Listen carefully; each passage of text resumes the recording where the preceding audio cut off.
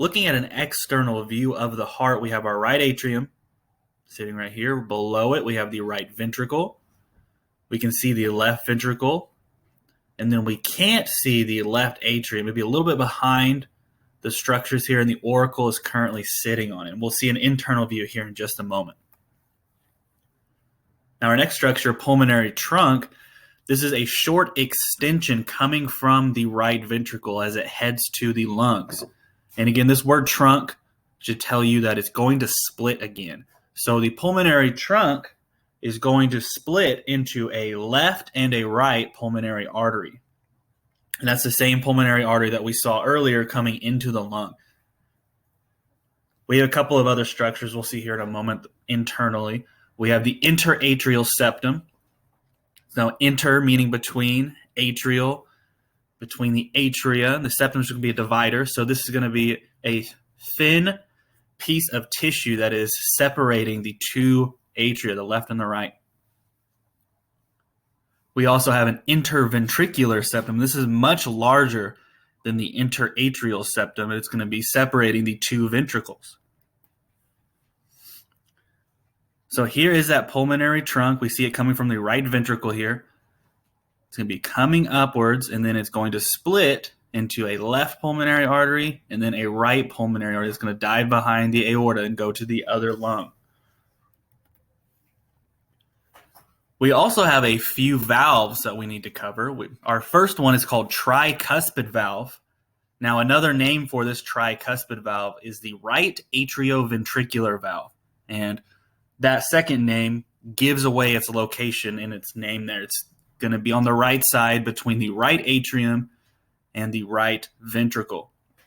Now, it gets its name tricuspid because it has three cusps, which are little flat pieces of tissue. And this is just going to be preventing blood from going the wrong direction. We also have the pulmonary semilunar valve. Now, the pulmonary semilunar valve, it is located between the right ventricle and the pulmonary trunk.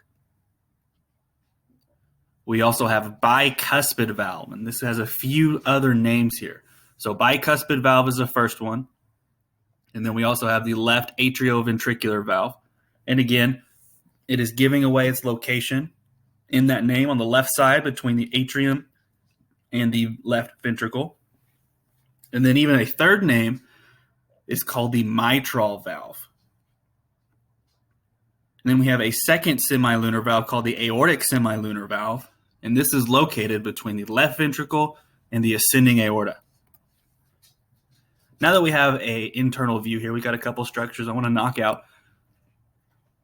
Now, here is the tricuspid valve. We've got 1, 2, and then a third one kind of cut off here so you can see internally. But this is our tricuspid or our right atrioventricular valve. And again, it is found between the right atrium and the right ventricle here. As we come up, here is our conus arteriosus. Okay, it's going to be this short little region that is in a cone shape or where it narrows, called conus arteriosus. Also down here at the bottom, this little band that's sitting here by itself is that moderator band. And again, that is what is preventing overinflation of the right ventricle. As we head up, here is the pulmonary semilunar valve between this conus arteriosus of the right ventricle and the pulmonary trunk.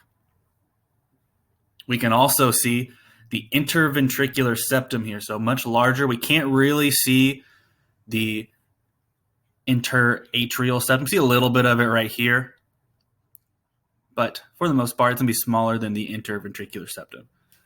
Now, on the left side of the heart, we have our left atrioventricular valve, or our mitral valve, or even the bicuspid valve. And again, bicuspid meaning it has two cusps here. And we can't see it very well. We see just a little bit of the outline right here. This is the aortic semilunar valve, and it's going to have the same appearance as the pulmonary semilunar valve. It's just going to be located between the left ventricle and the ascending aorta.